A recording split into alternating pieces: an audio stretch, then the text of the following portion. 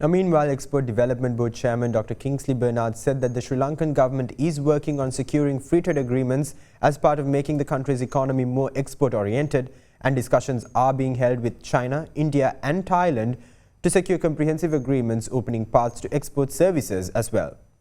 Meanwhile, President of Sri Lanka's Coconut Milk Manufacturers Association, Randeep Malalsuriya, said that the government institutes must be empowered with the decision-making power to drive key initiatives in order to see a rapid development in the export sector of the country. Speaking to Indivari Amuwatta during our current affairs program at Hyde Park on Other Than 24, industry leaders and officials discussed the way forward for Sri Lanka through high exports. So what's really the forecast for our export products? Tea and rubber and also apparel, we need to improve our exports.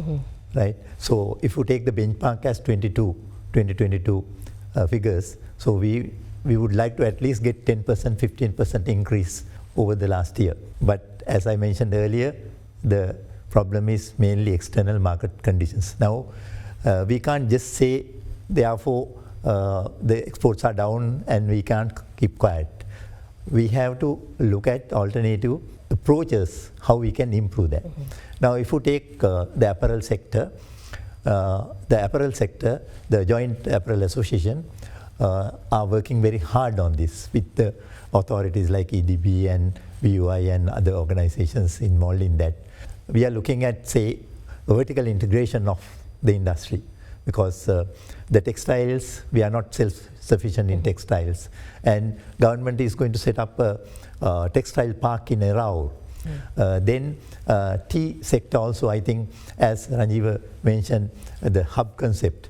Now, tea sector also, there's two thoughts of school where some say we need to get tea from other countries and blend here in Sri Lanka and export.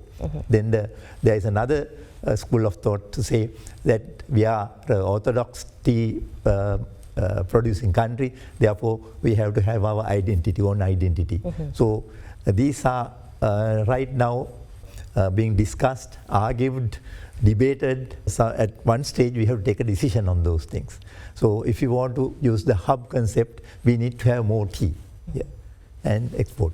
So when you take apparel industry, now the government is busy making arrangements with other countries in setting up free trade agreements, FTAs. Then the government is going to have comprehensive free trade agreements without limiting only to goods. Now, if you take the India-Sri Lanka free trade agreement, it's, at the moment it is only for goods. Now, the government is going to expand it to become a comprehensive agreement. Likewise, with Thailand, we are going to have a comprehensive agreement. Then China, we are going to have a comprehensive agreement.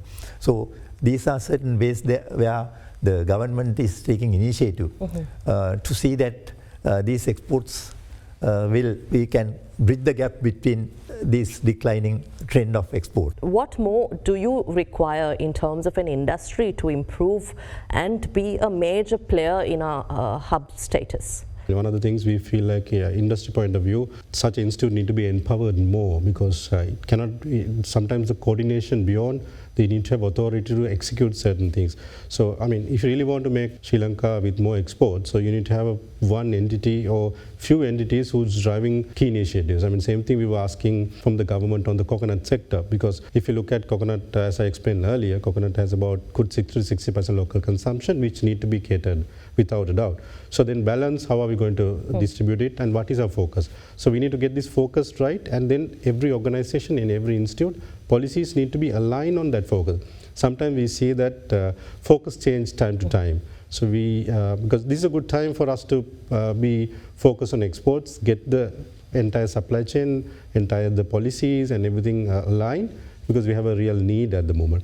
So where EDB is playing a role and can play a bigger role if you can, that such institutes being empowered of taking some of the decisions. So that's what we see from industry point of view.